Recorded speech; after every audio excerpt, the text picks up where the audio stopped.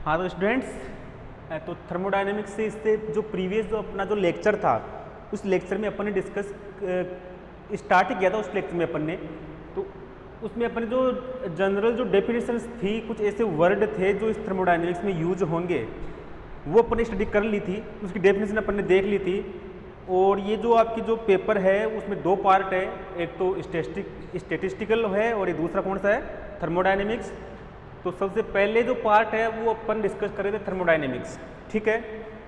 Main word मैं आपको फिर बता रहा हूँ, यहाँ पर जो मेन जो वर्ड है वो आता है एक यहाँ पर एक स्टेट, थर्मोडायनेमिकल स्टेट, ऊष्मागतिक अवस्था। फिर बता रहा हूँ ऊष्मागतिक अवस्था क्या है। कोई एक ऐसी स्टेट किसी भी सिस्टम की एक ऐसी स्टेट जिसको PVTE के फॉर्म में रिप्रेजेंट किया जाता है, उसे अपन क्या कहते हैं, थर्मोडायनेमिक स्टेट, ऊष्मागतिक अवस्था। अब देखिए, अब अपन यहाँ पर डिस्कस करेंगे अपना डेफिनेशन के बाद में जो नया टॉपिक है, इंटरेक्शन बिटवीन सिस्टम्स। सिलेबस में है आपके, आप लोग भी चाहो तो लिख लीजिए।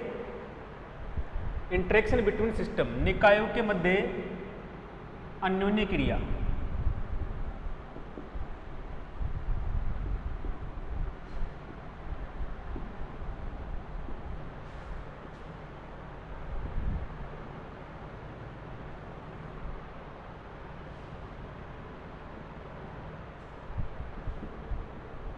निकायों के मध्य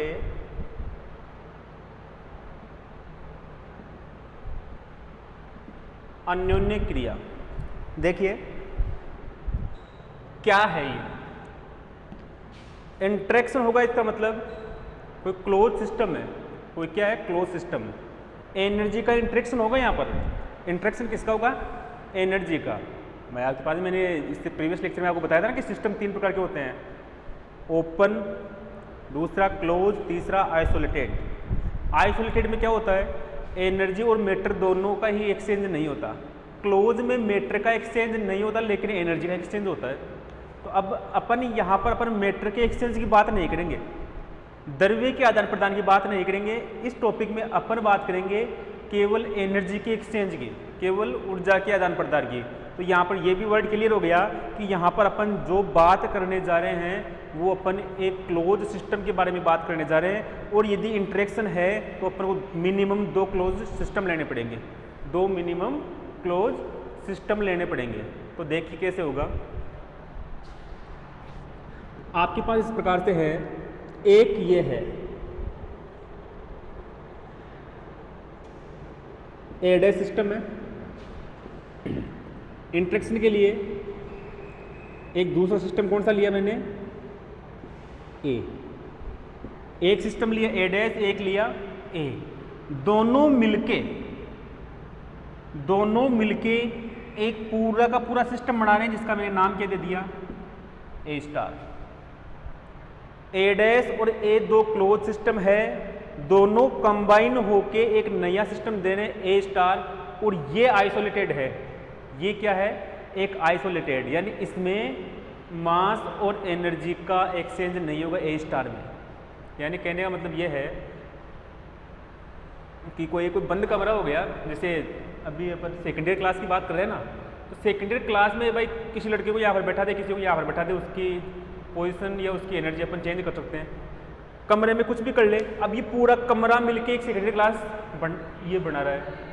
तो इससे बाहर से देखने पर ये कांस्टेंट है, लेकिन अंदर इसमें क्या हो रहा है, चेंज हो रहा है। वही बात मैं यहाँ पर बात कर रहा हूँ कि ए स्टार क्या है, एक आइसोलेटेड है।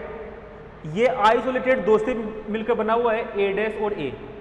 अब देखो मैं इसको आइसोलेटेड क्यों बोल रहा हूँ, ए डैश को मैं क्लोज बोल रहा हूँ और ए को ये क्लोज बोल रहा हूँ।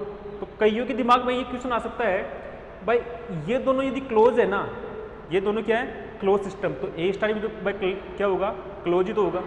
जरूरी नहीं है, कैसे, एनर्जी आइसोलेटेड जो सिस्टम होता है उसमें एनर्जी कांस्टेंट होती है क्योंकि उसमें एनर्जी एक्सचेंज नहीं होती। क्लियर है, आइसोलेटेड सिस्टम में एनर्जी एक्सचेंज नहीं होती, वहां पर एनर्जी क्या होती है, कांस्टेंट। मान लीजिए यहाँ से 1 जूल एनर्जी यहाँ पर आ गई और यहाँ से 1 जूल एनर्जी यहाँ पर आ गई ना, इसकी कम हो गई तो इसकी बढ़ गई, यदि यहाँ से यहाँ पर जाए तो इसकी कम हो गई तो इसकी बढ़ गई, लेकिन दोनों का जो सम है, जो योग है, वो तो कांस्टेंट ही है ना भाई। यहाँ से 1 जूल कम तो यहाँ पर बढ़ा दो, यहाँ से 1 जूल कम तो यहाँ पर बढ़ा दो, दोनों का सम क्या है, कांस्टेंट। इसका मतलब ये दोनों क्लोज है, लेकिन ये वाला क्या है, आइसोलेटेड है। ठीक है, अब देखिए तो आपको क्या लिखना है, माना ए डैश व ए दो बंद निकाय है, इसलिए तो माना ए डैश व ए दो बंद निकाय है। Let A dash and A are two close system. ये दोनों निकाय एक विलगित निकाय ए स्टार का निर्माण करते हैं।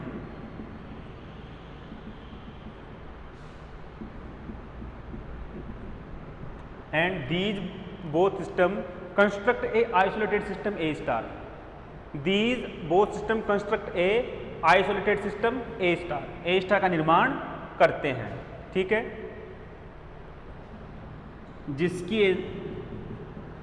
जिसकी ऊर्जा सदैव नियत रहती है। And the energy of A star remains constant always. ठीक है, अब देखिए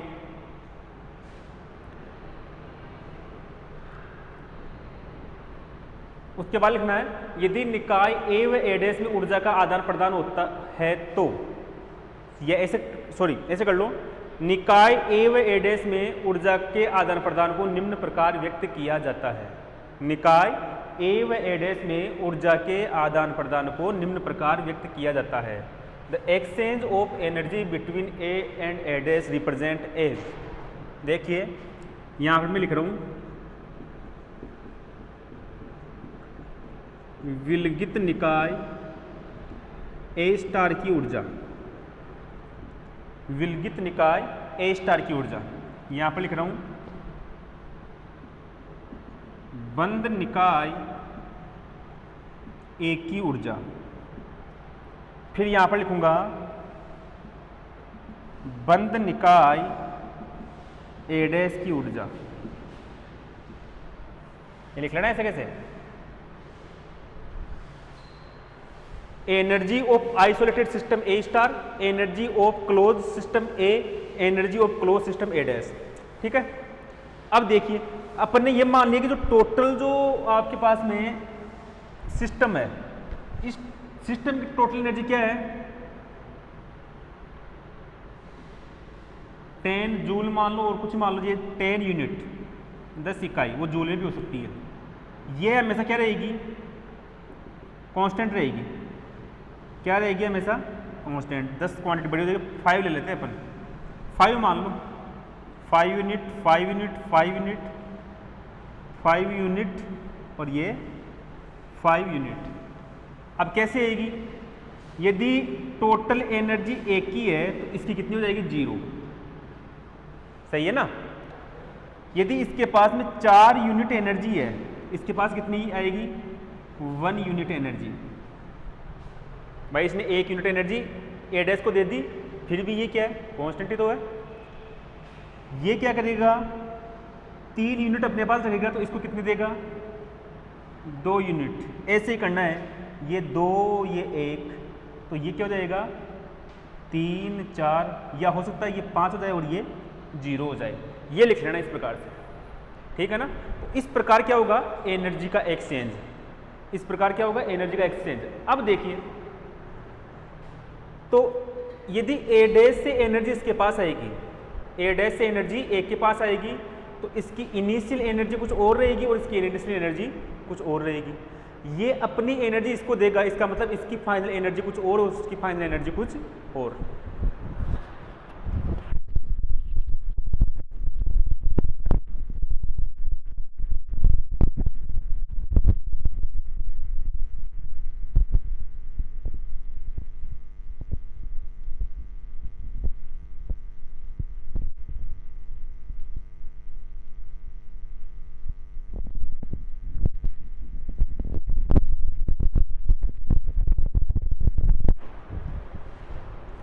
ठीक है। एनर्जी देने से पहले इसकी इनिशियल एनर्जी कुछ और रहेगी, एनर्जी देने के बाद में इसकी इनिशियल एनर्जी कुछ और रहेगी। एनर्जी लेने से पहले इसकी इनिशियल एनर्जी कुछ और रहेगी और एनर्जी लेने के बाद इसकी इनिशियल एनर्जी कुछ और रहेगी। अब देखिए कैसे।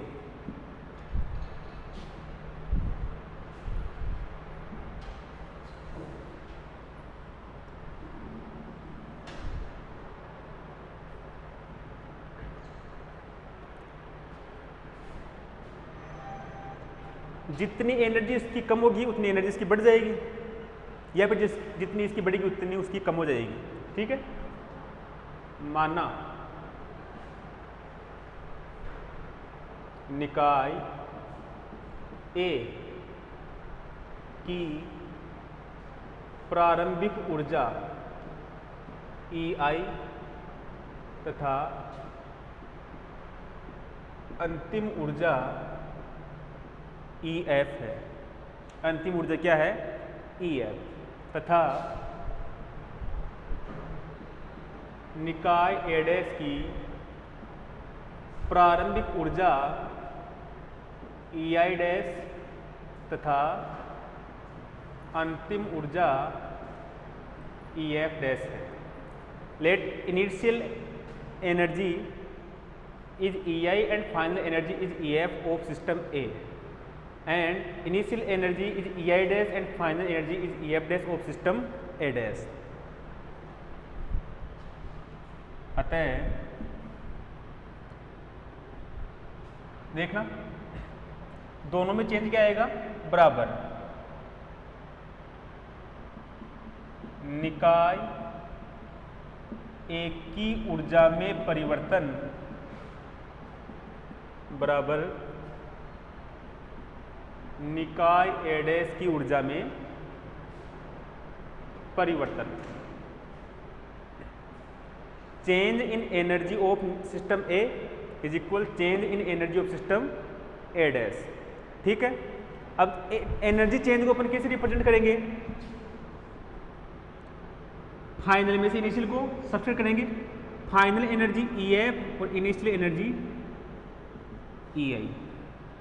फाइनल एनर्जी EF और इनिशियल एनर्जी EI।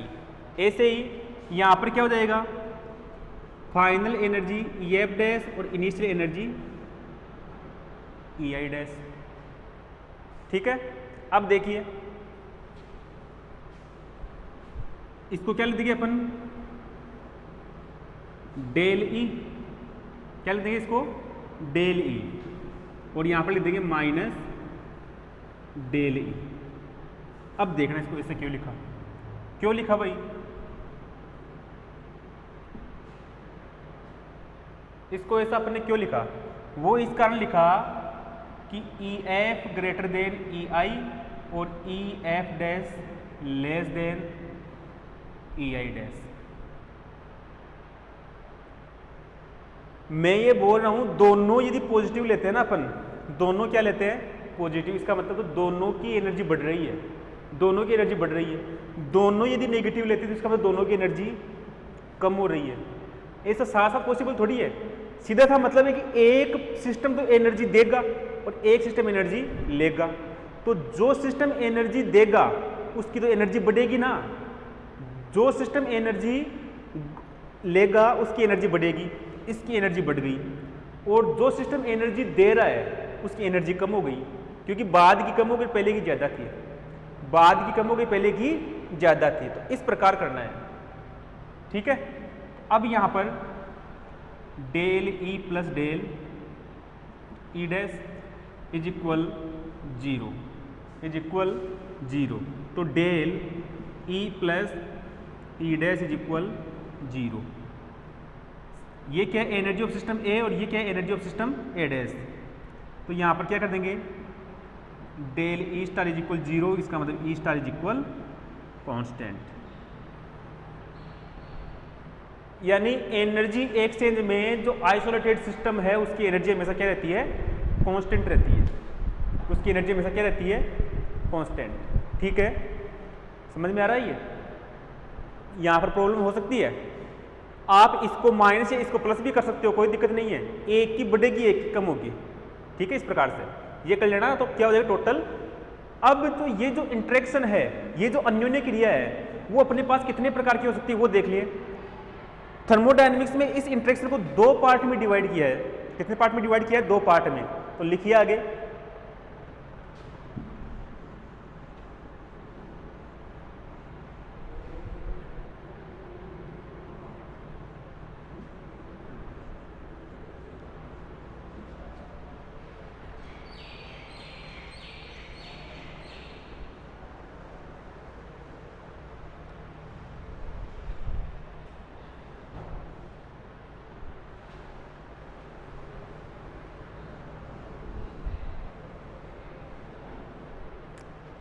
आगे उसमें लिखना, आपको नेट पे अभी नहीं लिखना।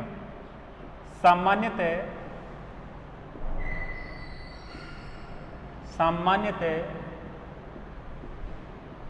निकायों के मध्य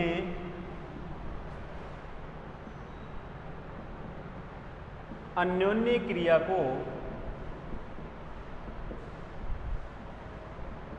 दो भागों में विभाजित किया गया है।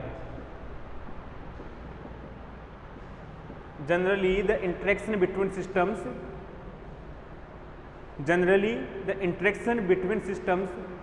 divides in two parts. First,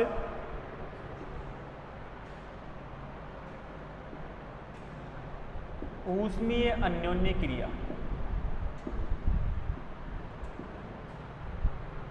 thermal interaction,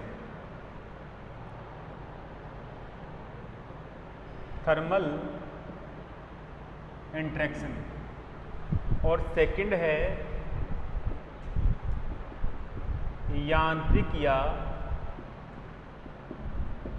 रुद्धोष्म अन्योन्य क्रिया।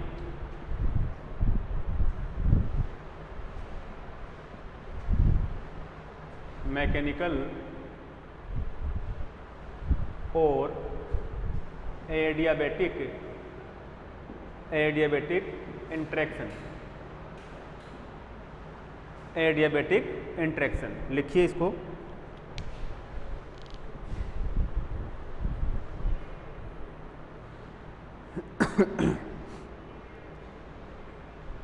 ये फर्स्ट वापस नया पॉइंट दे लीजिए। देखो भैया, नोट्स तो आपको वैसे भी एक लिंक के थ्रू प्रोवाइड करवा दिए जाएंगे। नोट्स आपको एक लिंक के थ्रू प्रोवाइड करवा दिए जाएंगे। मैं आपको यहाँ पर अब इसका केवल डायरेक्ट डिस्कशन बताऊंगा, लिखवाऊंगा नहीं अब।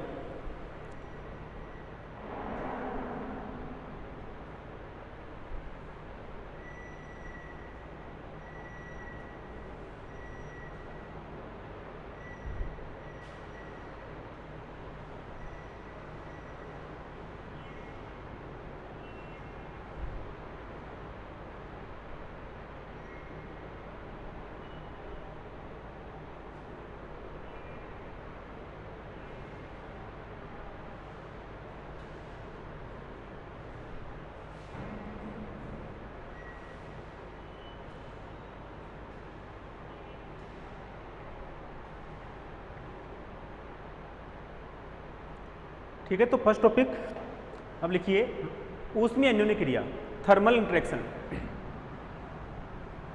देखिए यहाँ पर अपन थर्मोडायनेमिकल जो स्टेट है, थर्मोडायनेमिकल स्टेट को अपने पास कुछ एक्सटर्नल पैरामीटर है, बाह्य प्राचल है, जिसको अपन थर्मोडायनेमिकल पैरामीटर भी बोलते हैं। वो कौन कौन से हैं?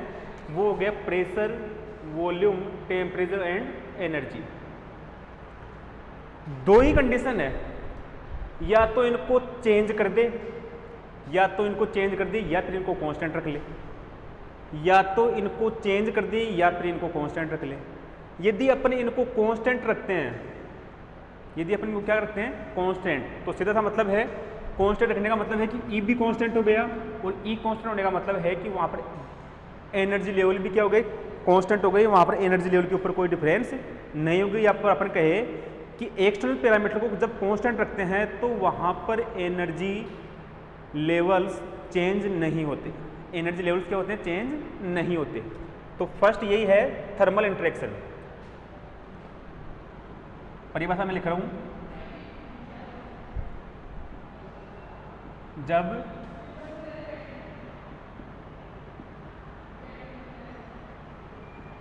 दो निकायों के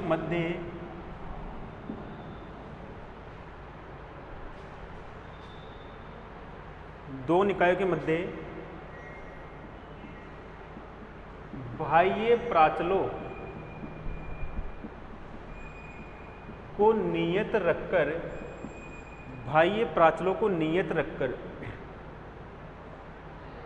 बाह्य प्राचलों को नियत रखकर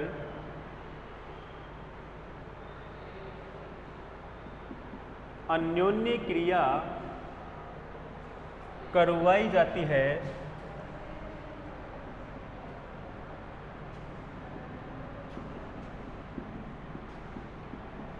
तो इसे ऊष्मीय अन्योन्य क्रिया कहते हैं।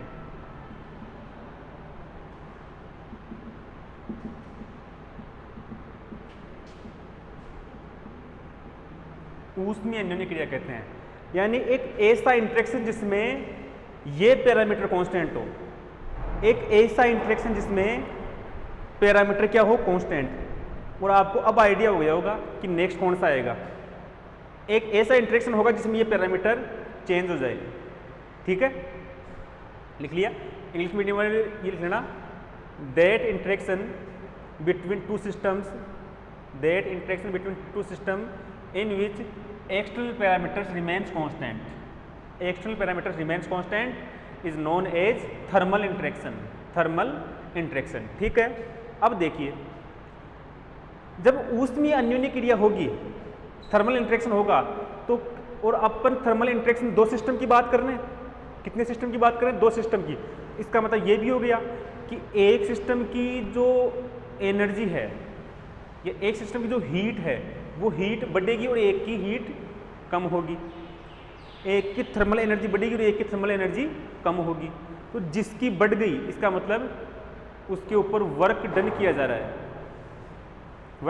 और जिसकी घट गई उसका मतलब इसके द्वारा वर्क डन किया जा रहा है। तो यहां पर लिख लेते हैं,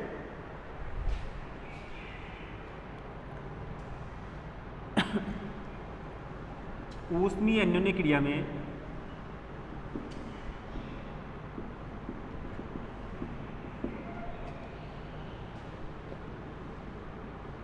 निकाय की ऊर्जा में वृद्धि को निकाय द्वारा अवशोषित ऊष्मा प्लस Q तथा निकाय की ऊर्जा में कमी को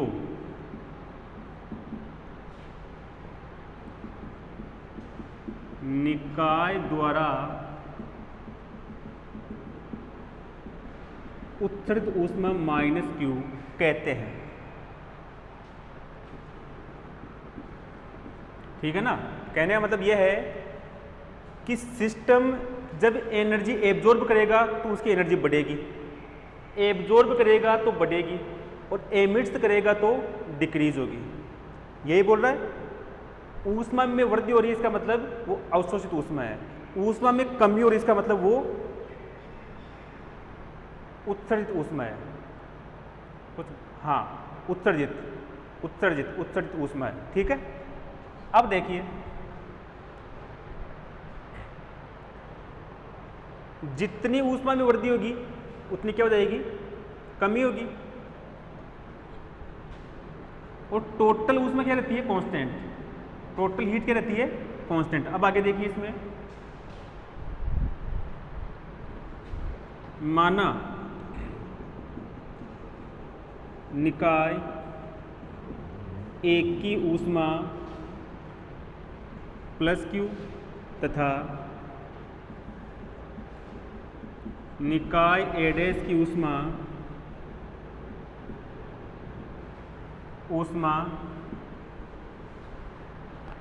Q डैश है। A डैश की ऊष्मा क्या है, Q डैश है। अतः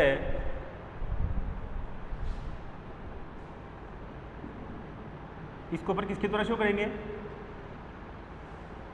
Q बराबर माना निकाय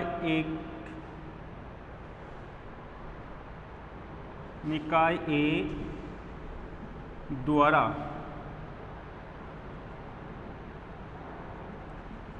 अवशोषित ऊष्मा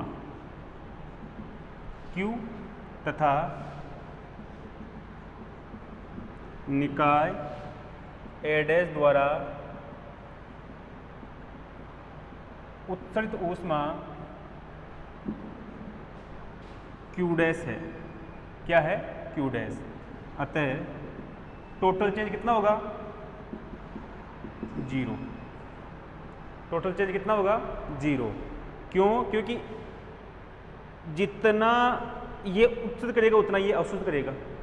ये माइनस में होगा तो ये प्लस में होगा। इसका मतलब Q बराबर माइनस का Q'।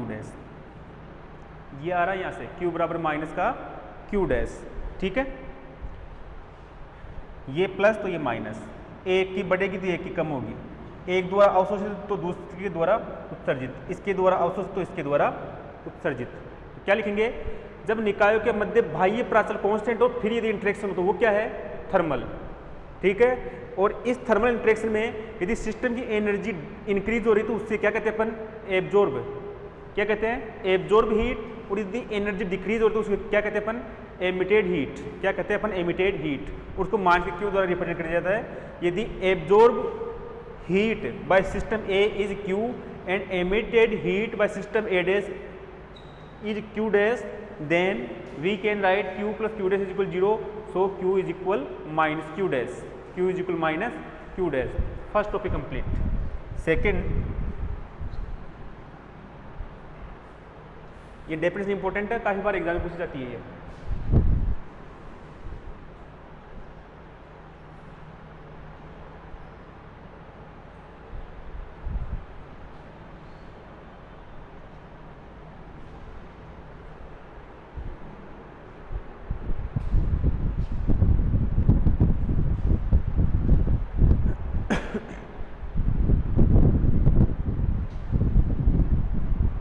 सेकेंड था रुद्धोष्म या यांत्रिक अन्योन्य क्रिया, एडियाबेटिक और मैकेनिकल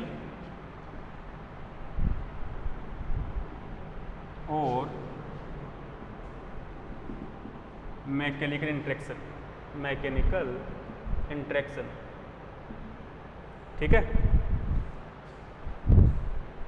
ये इंटरेक्शन कौन सा होगा इसको आप लोग लिख लेना। एक ऐसा इंटरेक्शन जिसमें उसके एक्सटर्नल पैरामीटर क्या हो जाए? चेंज हो जाए। तो क्या लिखेंगे? दो निकायों के मध्य वह अन्योन्य क्रिया जिसमें बाह्य प्राचल परिवर्तित हो जाए। That interaction between two systems in which external parameters becomes change known as adiabatic interaction. उससे अपन क्या कहते हैं? अपन रुद्धोष्म अन्योन्य क्रिया। ये डेफिनेशन आप लोग लिख लेना। उसके बाद देखिए,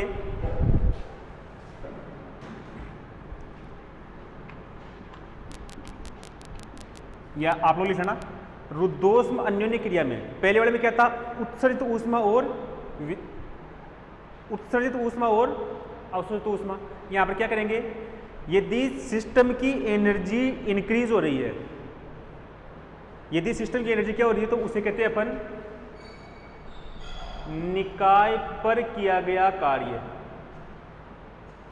वर्क डन ऑन सिस्टम। और इसको रिप्रेजेंट करते हैं अपन W से। किससे रिप्रेजेंट करेंगे? W से। यदि सिस्टम की एनर्जी डिक्रीज हो रही तो उसे कहते हैं अपन वर्क डन बाय सिस्टम, निकाय द्वारा किया गया कार्य, और वो होता है minus W dash, minus W। ठीक है, तो क्या लिखोगे आप लोग? ये लिखना है रुद्धोष्म अन्योन्य क्रिया में निकाय की ऊष्मा में निकाय की ऊर्जा में वृद्धि को, रुद्धोष्म अन्योन्य क्रिया में निकाय की ऊर्जा में वृद्धि को निकाय द्वारा किया गया कार्य, निकाय पर किया गया कार्य तथा ऊर्जा में कमी को निकाय द्वारा किया गया कार्य कहते हैं। निकाय द्वारा किया गया कार्य ब्रैकेट में लिखना माइनस W कहते हैं। ठीक है, in adiabatic interaction if energy of system increases then this is known as work done on system. और represent by W, and energy of system is decreases, then this is known as work done by system and that is -W। कहने का मतलब ये है, जब अपन कार्य करेंगे ना तो अपनी एनर्जी अपने आप क्या होगी, डिक्रीज होगी। अपनी एनर्जी अपने आप क्या होगी, डिक्रीज। तो यदि एनर्जी डिक्रीज हो इसका मतलब सिस्टम के द्वारा कार्य किया जा रहा है, और एनर्जी इंक्रीज हो इसका मतलब सिस्टम के ऊपर कार्य हो रहा है। ठीक है ना, ये लिखना है। उसके बाद लिखना है यदि वर्दी क्या हो, फिर लिखना है निकाय माना, निकाय ए निकाय ए की ऊर्जा में वृद्धि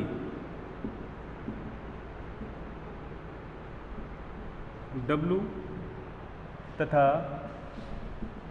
निकाय ए डैश की ऊर्जा में कमी W डैश हो तो W plus W dash is equal 0, that is W is equal minus W dash. ठीक है, एक की प्लस तो दूसरे की माइनस। ठीक है, ये करना है। अब देखिए इसमें ये लिखना है, इसको अपन मैकेनिकल इंटरेक्शन क्यों कहते हैं। मैकेनिकल वर्ड आता है जहाँ पर मैकेनिकल वर्ड आ गया तो वहाँ पर याद रखना कि वर्क डन वर्ड जरूर आएगा, कार्य का सब जरूर आएगा। तो आपको क्या लिखना है, रुद्धोष्म अन्योन्य क्रिया में, रुद्धोष्म अन्योन्य क्रिया में निकाय की ऊर्जा में वृद्धि और कमी निकाय पर किए गए या निकाय द्वारा किए गए कार्य को व्यक्त करता है। निकाय की ऊर्जा में वृद्धि या कमी यदि आपको रिप्रेजेंट हो गई तो इसका मतलब आप उसके ऊपर या इसके द्वारा कितना वर्क डन है वो आप शो कर सकते हो। इस कारण से क्या कहते हैं अपन, मैकेनिकल इंटरेक्शन। ठीक है ना, ये लिखना है, ये कंप्लीट है। अब third,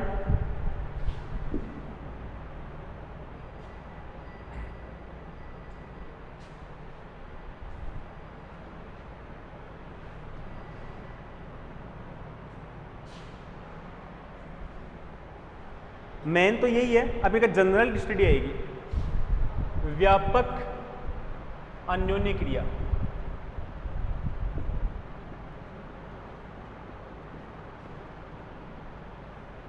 general interaction, general interaction. अब इसमें देखिए भाई, जनरल इंटरेक्शन अभी तक ऐसी कोई भी एक कोई इंटरेक्शन नहीं बना है जिसमें या तो किसी के जो पैरामीटर है वो टोटल चेंज हो जाए, टोटल चेंज भी नहीं होती, और ऐसी कोई भी इंटरेक्शन नहीं है कि उसमें टोटल उसके पैरामीटर क्या है, कांस्टेंट भी नहीं है। तो यानी कहने का मतलब ये है, व्यावहारिक रूप में ऐसी अन्योन्य क्रिया संभव नहीं है। लिख लेना इसे, व्यावहारिक रूप में ऐसी अन्योन्य क्रिया संभव नहीं है जिसमें उसके बाह्य प्राचल पूर्णतः नियत हो या उसके बाह्य प्राचल पूर्णतः परिवर्तित हो जाए। ऐसी कोई भी इंटरेक्शन पॉसिबल नहीं है। ठीक है, तो अब एक ऐसी इंटरेक्शन की अपन बात करेंगे जिसमें उसके बाह्य पैरामीटर कांस्टेंट है भी और नहीं भी। समझने के लिए आप इसको मैं चलो लिखवा देता हूँ इसको।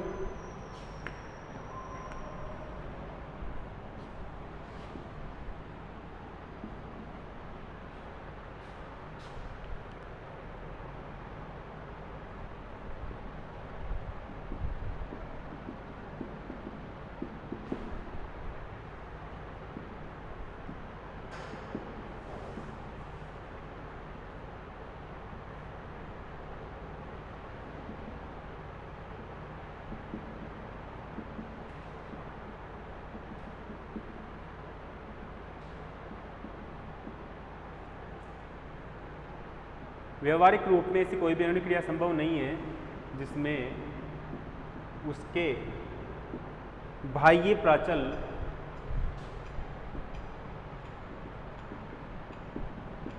पूर्णतः नियत हो या पूर्णतः परिवर्तित हो जाए।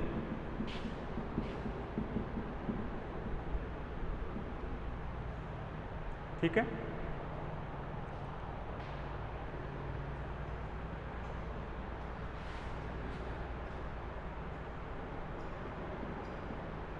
इस प्रकार की अन्योन्य क्रिया को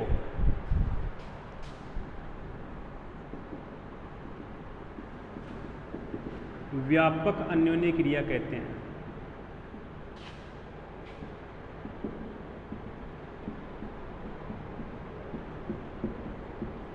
व्यापक अन्योन्य क्रिया कहते हैं। In general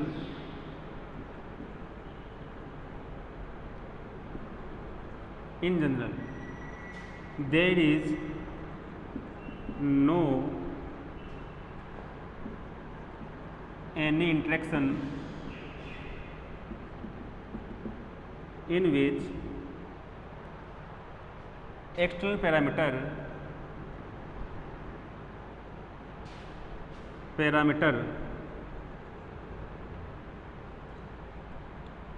of system perfectly constant or totally change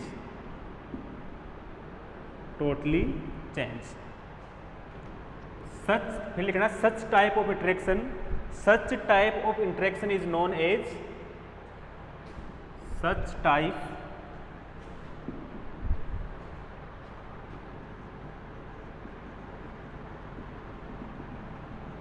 of interaction is known as general interaction।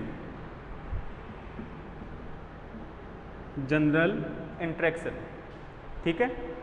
अब देखिए आगे, अब अपन को ये देखना है कि जनरल इंटरेक्शन में सिस्टम की टोटल एनर्जी क्या होगी। जनरल इंटरेक्शन में सिस्टम की टोटल एनर्जी क्या होगी। क्यों? क्योंकि यहाँ पर पैरामीटर ना तो कांस्टेंट है टोटल और नए टोटल चेंज हो रहे हैं। अब क्या करेंगे देखो,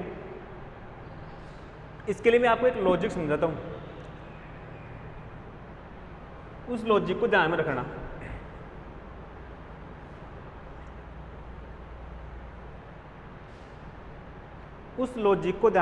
लॉजिक ये है, मान लीजिए आपके घर वालों ने आपको दिए 50 रुपये।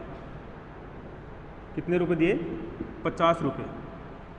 अब आपको ये बोल दिया कि 40 रुपये की 1 kg के लेनी है आपको शुगर, चीनी लेनी है, ठीक है। और 10 रुपये का और क्या मानो, 10 रुपये के आसपास क्या चीज़ आती है भाई? 10 रुपये का पेन मान लो, पढ़ने वाले बच्चे हो तुम लोग, फालतू की चीज़ तो लेके नहीं आते। और 10 रुपये का लेके आना आपको पेन, ठीक है ना। 10 रुपये का लेके आना है पेन।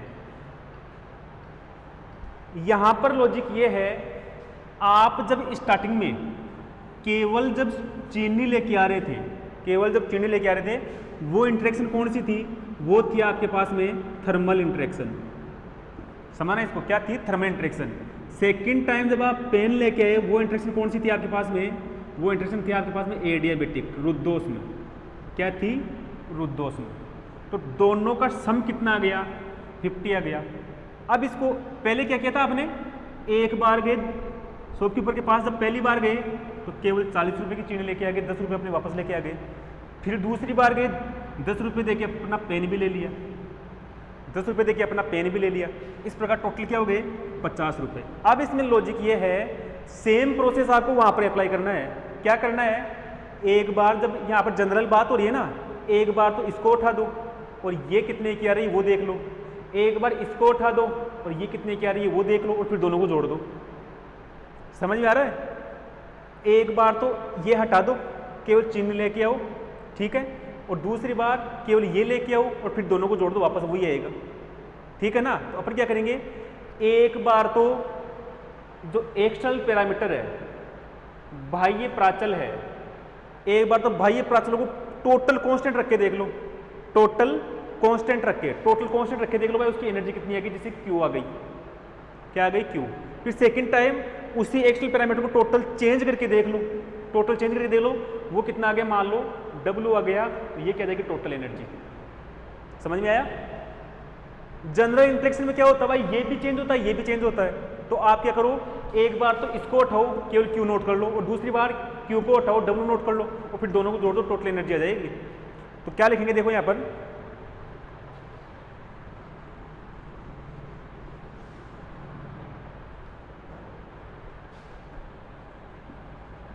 माना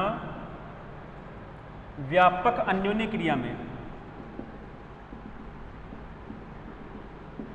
व्यापक अन्योन्य क्रिया में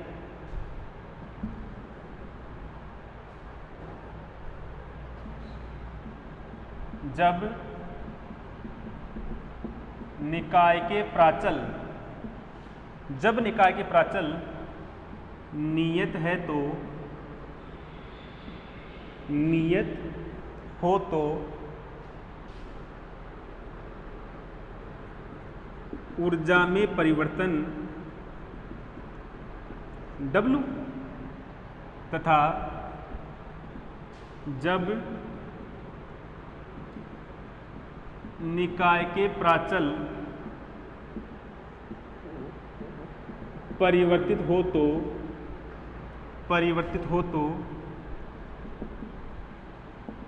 ऊर्जा में परिवर्तन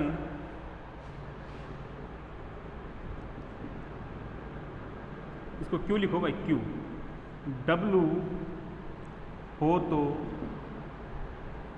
कुल ऊर्जा, तो व्यापक अन्योन्य क्रिया में कुल ऊर्जा E बराबर Q plus W, Q plus W, कुल परिवर्तन। समझ में आ रहा है ये? Let in general interaction when external parameters are constant, then change in energy is Q, and when external parameters becomes change, then change in energy is W, so total change in energy in general interaction। ये हो गया, ठीक है। अब last है वो देख लेते हैं, थोड़ा थ्योरेटिकल पार्ट है भाई ये।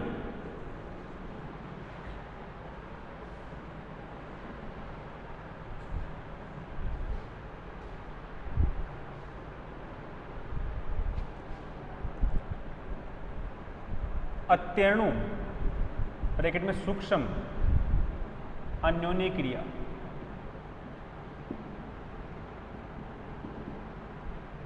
अत्यणु सूक्ष्म ब्रैकेट में अन्योन्य क्रिया। देखिए, यदि कोई इंटरेक्शन हो रही है और उस इंटरेक्शन में यदि उसकी इनिशियल स्टेट और फाइनल स्टेट में चेंज बहुत कम है, इनिशियल स्टेट और फाइनल स्टेट में चेंज बहुत माइक्रो लेवल में है, तो उसे क्या कहते हैं अपन, अत्यणु अन्योन्य क्रिया, इनफाइनाइटेसिमल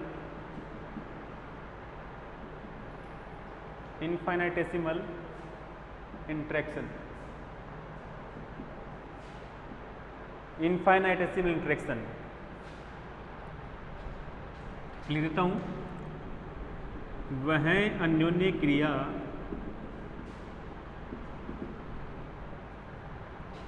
जिसमें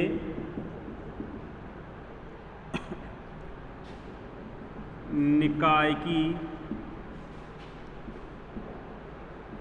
प्रारंभिक व अंतिम अवस्था में परिवर्तन, प्रारंभिक व अंतिम अवस्था में परिवर्तन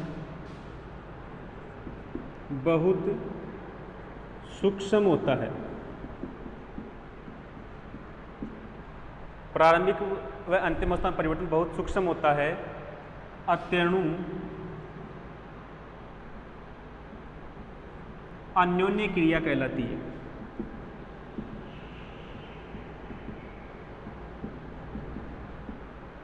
अत्यणु अन्योन्य क्रिया कहलाती है। दैट इंटरेक्शन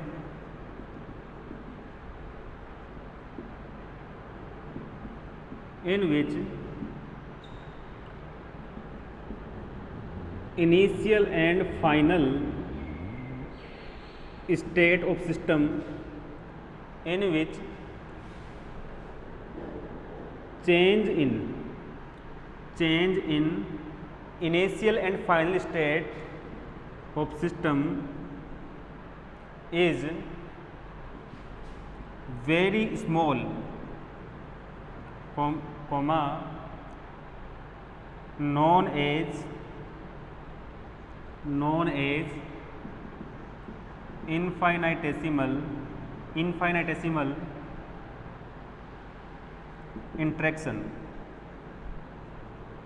ठीक है, इनफाइनाइटेसिमल इंट्रैक्शन। और इसकी जो रिएक्शन है या इसकी जो इक्वेशन है उसको अपन देखो इस प्रकार शो करेंगे।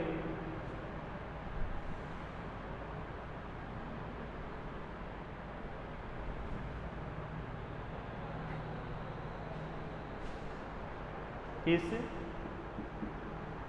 अन्योन्य क्रिया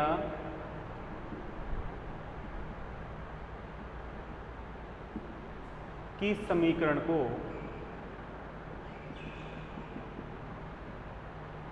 निम्न प्रकार व्यक्त किया जाता है। The equation of this interaction is represent as below. निम्न प्रकार व्यक्त किया जाता है।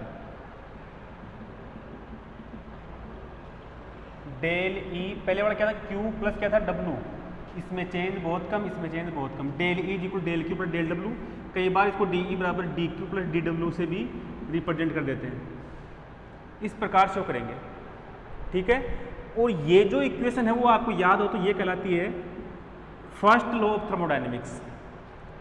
लिख लेना, यह है समीकरण ऊष्मागतिकी के प्रथम नियम को व्यक्त करती है। ऊष्मागतिकी के प्रथम नियम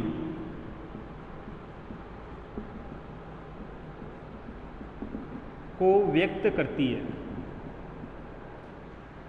this equation represent first law of thermodynamics. ठीक है भाई, अब इससे आगे एक टॉपिक छूट गया, वो नेक्स्ट लेक्चर में करेंगे। थ्योरेटिकल पार्ट इसमें टाइम लग गया। ठीक है, ओके।